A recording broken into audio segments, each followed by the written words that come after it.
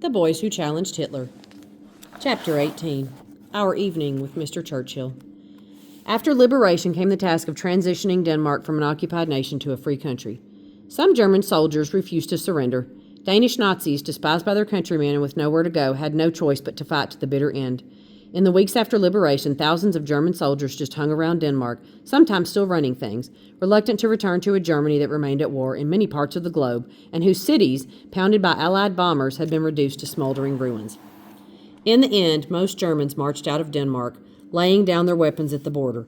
In the weeks following liberation, 15,000 accused collaborators were arrested and tried in Danish courts. Of these, 13,521 were found guilty, and 46 were executed. The organized resistance helped manage the swing back to a Danish-run government. As a company group leader, Knud Petersen was ordered to take his men to a building at Aalborg Civilian Airport to oversee the transition from German to Danish management. He expected the change to be well underway, but when he and his men arrived, they were shocked to find that the airport was still run by Germans. Danish citizens were still flashing identity cards to German masters just as they had throughout occupation. Knud and his men moved rapidly to take over. Knud Petersen. I gave the order to confiscate all identification cards and give Germans employed there 2 hours to gather their belongings and depart.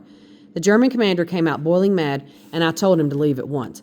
Within minutes, a crowd of motor traffic was closing in on us from all over the airport. English jeeps with British Tommy soldiers and Danish resistance cars spilling over with officers. My chief canceled my orders at the airport base and ordered that everyone's ID cards be given back. I was ordered into a car and driven to our headquarters where I was lectured. I had exceeded my authority, my chief said. I had strayed outside of command. You will obey orders from this moment on, he said. I refused. How could I obey? The scene at the airport was first-hand evidence that elements of the resistance had been corrupted. Now reports were coming in that Danish authorities had already freed German sympathizers from some prisons. Was that what we had fought for? I fought other group leaders who were just as frustrated as I was. Together we wrote out a list of 5 demands to govern the transition. All Germans should be put behind bars. Danes should stop trading with Germans. Collaborators should be arrested at once. Food for German soldiers should be rationed. The resistance should be cleansed of corruption. I took the 5 points to a printer, who promptly left the room and called the police. My company chief found me, relieved me of my command, and confiscated my weapons and ammunitions. Now I was on the street again, with no command and no future in the resistance. I glumly returned to the monastery and mulled my options. None looked good.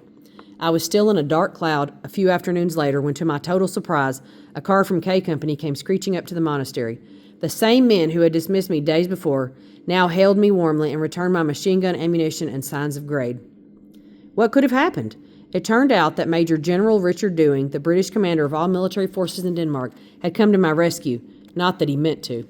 Now that liberation had come, he wanted to meet the legendary Churchill Club, Denmark's first resistors. He would soon be visiting Aalborg. He ordered his staff to round up as many clubbers as they could find and have them at the Hotel Phoenix at a certain time.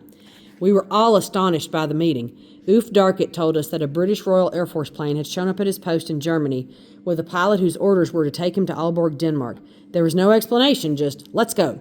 Helg, Ulf, the professor, Alf, all of us, everyone had a similar story. On the day of the meeting, we were seated at a long table in the hotel dining room with General Dewing at the head. He greeted us individually by name. He said he wanted to show our whole story from Odense to Aalborg to Nyborg State Prison and beyond. So we detailed our lives, first as angry schoolboys, then as increasingly bold saboteurs, and then as prison inmates. We gave him the late-night raid on the Fuchs Construction Company's headquarters at the airport, and remembered how good it felt to use the framed photo of Hitler as a trampoline. We told stories of stolen weapons, ruined autos, and scorched railway cars. He laughed out loud when we came to the dummy bar on the cell window at King Hans Gage Jail. He asked question after question. Finally, he pushed his seat back and stood. "This is a good story," he said, saluting us. "I'll tell it to Mr. Churchill." Winston Churchill did indeed hear the story, but probably not from General Dewing. 5 years later, in the autumn of 1950, Denmark was no longer preoccupied with the war.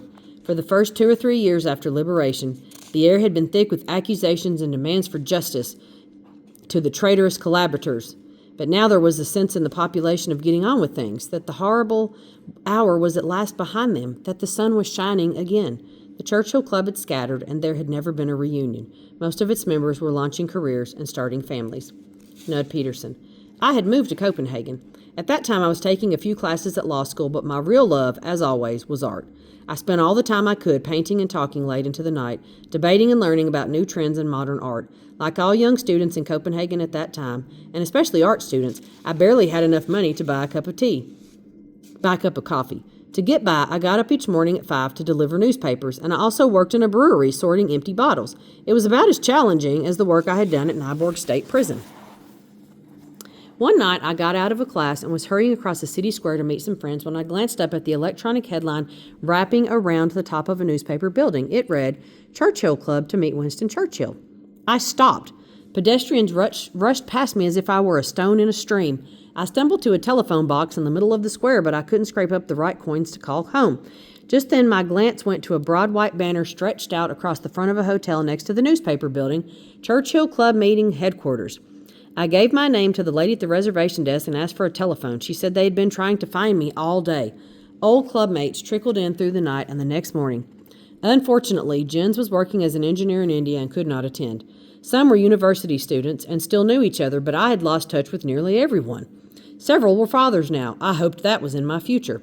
Sir Winston Churchill's main business in Copenhagen was to accept an award for outstanding contributions to European culture. The award ceremony would be held the following night at Copenhagen's 3,000-seat KB Hall. The Churchill Club members were still puzzled as to exactly how all this had come about, but they went along with the attention and the opportunity to meet Churchill.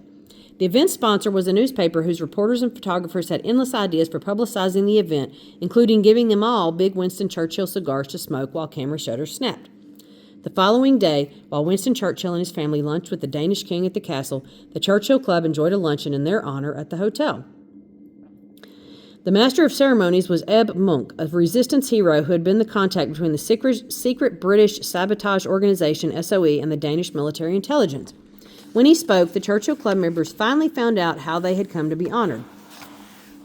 Nud Peterson. Eb Monk said he had sat next to Churchill on the flight crossing the North Sea from London to Copenhagen just a couple of days before. That gave him the chance to tell Churchill how and why the club was formed, about the work we did and why we named ourselves after him. Monk told us that Churchill was moved and felt strongly that our contribution had to be acknowledged. The moment was now. Who knew when he would be back in Denmark?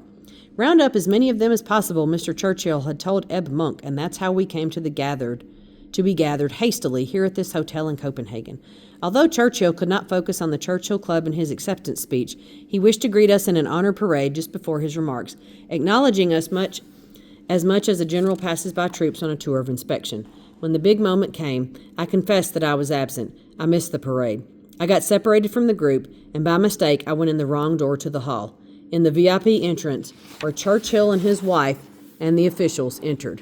I was only 2 meters away from Churchill when we walked in. Our eyes met for a moment. It felt like I was looking into the devilish eyes of a confidant, eyes that almost winkingly said, "Don't believe all you hear about me." An attendant at his side bowed slightly to me and said, "Your card, sir." I withdrew my invitation from my pocket and showed him. I hadn't read it and didn't know what it said.